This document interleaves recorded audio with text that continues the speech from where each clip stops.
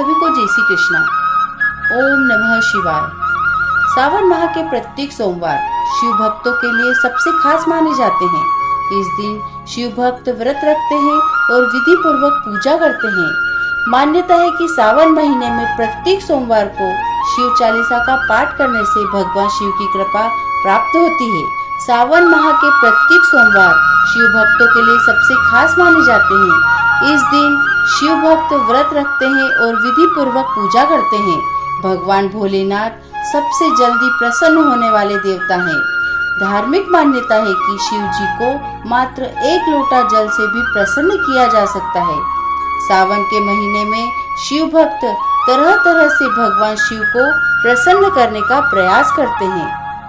यह भी मान्यता है कि सावन के महीने में प्रत्येक सोमवार को नियमित रूप से शिव चालीसा का पाठ करने से भगवान शिव की कृपा हमेशा बनी रहती है।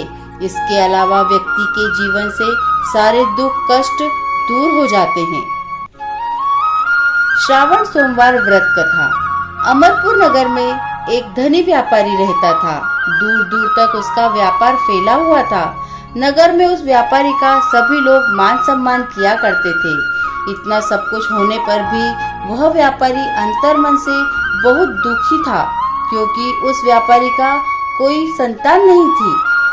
दिन रात उसे एक ही चिंता सताती थी कि उसकी मृत्यु के बाद उसके इतने बड़े व्यापार और धन संपत्ति को कौन संभालेगा।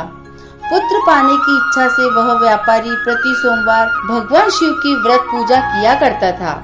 सायंकाल को व्यापारी शिव मंदिर में जाकर भगवान शिव के सामने घी का दीपक जलाया करता। उस व्यापारी की भक्ति देखकर एक दिन माता पार्वती ने भगवान शिव से कहा, हे प्राणनाथ, यह व्यापारी आपका सच्चा भक्त है। कितने दिनों से यह सोमवार का व्रत और पूजा नियमित कर रहा है। हे भगवान, आप इस व्यापारी की मनोकामना अवश्य ही पूरी करें। भगवान शिव ने मुस्कुराते हुए कहा, हे पार्वती, इस संसार में सबको उसके कर्म के अनुसार फल की प्राप्ति होती है। प्राणी जैसा कर्म करते हैं उन्हें वैसा ही फल प्राप्त होता है। इसके बावजूद पार्वती जी नहीं मानी। उन्होंने आग्रह करते हुए कहा, नहीं प्राणनाथ, आपको इस व्यापारी की इच्छा पूरी करनी ही होगी। यह आपका अनन्य भक्त है। प्रति सोमवार आपका विधिवत व्रत करता है और पूजा अर्चना के बाद आपको भोग लगाकर एक समय भोजन ग्रहण करता है। आपको इसे पुत्र प्राप्ति का तो वरदान देना ही होगा। पार्वती का इतना आग्रह देखकर भगवान शिव ने कहा, तुम्हारे आग्रह पर मैं इस व्यापारी को पुत्र प्राप्ति का वरदान देता हूँ, लेकिन इसका पुत्र 16 वर्ष से अधिक जीवित नहीं रहेगा। उसी रात भगवान शिव ने स्वप्न में उस व्यापारी को दर्शन देकर उसे पुत्र प्राप्ति का वरदान दिया और उसके पुत्र के 16 वर्ष तक जीवित रहने की बात भी बताई। भगवान के वरदान से व्यापारी को खुशी तो हुई, लेकिन पुत्र की अल्पायु की चिंता ने उस खुशी को नष्ट ही कर दिया। व्यापारी पहले की तरह सोमवार का विधिवत व्रत करता था। कुछ महीने पश्चात उसके घर बहुत ही सुंदर पुत्र उत्पन्न हुआ। पुत्र जन्म से व्यापारी के घर में खुशियां ही खुशियां छा गई। बहुत धूमधाम से पुत्र जन्म का समारोह मनाया गया। व्यापारी को पुत्र जन्म की अधिक खुशी नहीं हुई, क्योंकि उसे पुत्र की अल्पायु के रहस्य का पता था। यह रहस्य घर में किसी को नहीं मालूम था। विद्वान ब्राह्मण ने उस पुत्र का नाम अमर रखा। जब अमर 12 वर्ष का हुआ तो शिक्षा के लिए उसे काशी भेजने का निश्चय किया। व्यापारी ने अमर के मामा दीपचंद को बुलाया और कहा कि अमर को शिक्षा प्राप्त करने के लिए वाराणसी छोड़ आओ। अमर अपने मामा के साथ शिक्षा प्राप्त करने के लिए चल दिया। रास्ते में जहाँ भी अमर और दीपचंद रात्रि विश्राम किया करते थे, वहीं यज्ञ करते और ब्राह्मणों को भोजन कराते थे।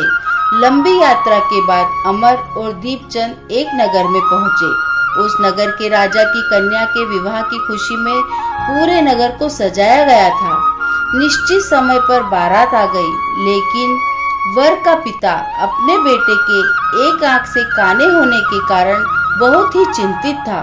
उसे इस बात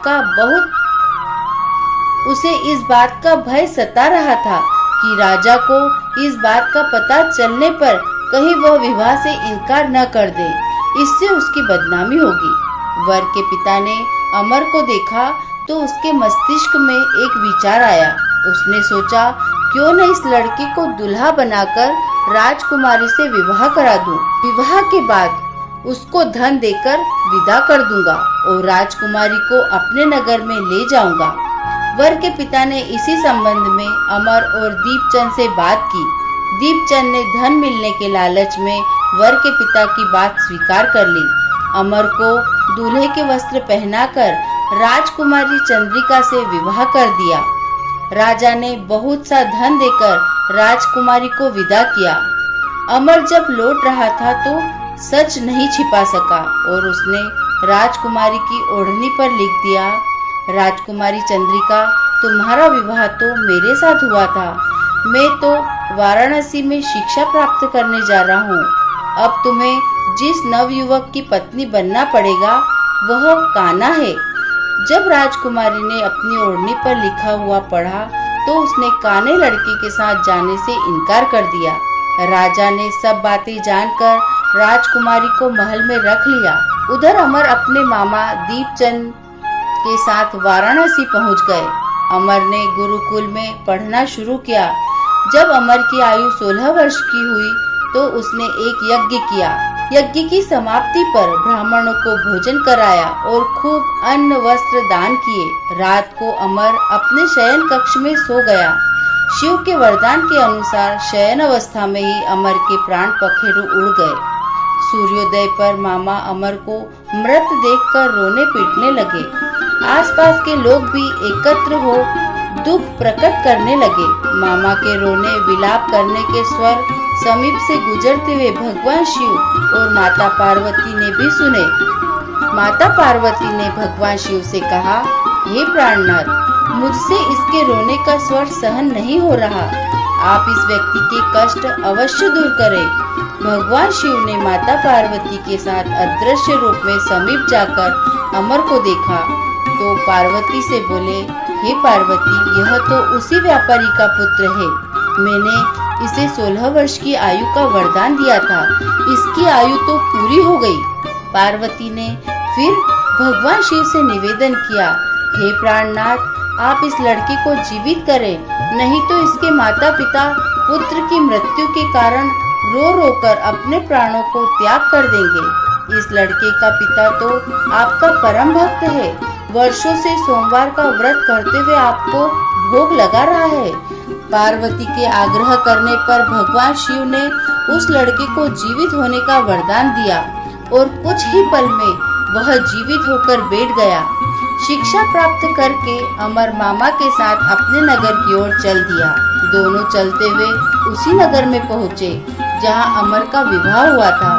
उस नगर में भी अमर ने यज्ञ का आयोजन किया। समीप से गुजरते हुए नगर के राजा ने यज्ञ का आयोजन देखा। राजा ने अमर को तुरंत पहचान लिया।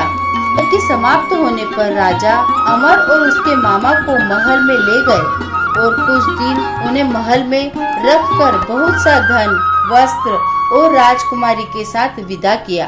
रास्ते में सुरक्षा के लिए राजा ने बहुत से सैनिकों को भी साथ भेजा। दीपचंद ने नगर में पहुंचते ही एक दूत को घर भेजकर अपने आगमन की सूचना भेजी। अपने बेटे अमर के जीवित वापस लौटने की सूचना से व्यापारी बहुत प्रसन्न हुआ। व्यापारी ने अपनी पत्नी के साथ स्वयं को एक कमरे में बंद कर रखा था। भूखे प्यासे रहकर व्यापारी और उसकी पत्नी बेटे की प्रतीक्षा कर रहे थे। उन्होंने प्रतिज्ञा कर रखी थी कि यदि उन्हें अपने बेटे की मृत्यु का समाचार मिला तो दोनों अपने प्राण त्याग देंगे। व्यापारी अपनी पत्नी और मित्रों के साथ नगर के द्वार पर पहुंचा। अपने बेटे का विवाह का समाचार सुनकर पुत्रवधू राजकुमारी चंद्रिका को देखकर उनकी खुशी का ठिकाना न रहा। उसी रात भगवान शिव ने व्यापारी के स्वप्न में आकर कहा, हे श्रेष्ठी, मैंने तेरे सोमवार के व्रत करने और व्रत कथा सुनने से प्रसन्न होकर तेरे पुत्र को लंबी आयु प्रदान की है। व्यापारी बहुत ही प्रसन्न हुआ। सोमवार का व्रत करने से व्यापारी के घर में खुशियां लौट आई। शास्त्रों में लिखा है, जो स्त्री पुरुष सोमवार का विधिवत व्रत करते हैं और व्रत कथा सुनते हैं, उसकी सभी इच्छाएं पूरी होती है। ओम नमः शिवाय। भोलेनाथ भगवान की जय। आपको यह पौराणिक व्रत कथा कैसी लगी? आप अपने कमेंट्स के द्वारा हमें अवश्य बताएं। यह कथा पसंद आने पर लाइक और शेयर जरूर करें। ऐसी ही धार्मिक और प्रेरक कहानी सुनने के लिए हमारे चैनल संस्कार कथा चित्रण को सब्सक्राइब कर लें, ताकि हमारा अगला वीडियो आप तक पहुंच सके। धन्यवाद।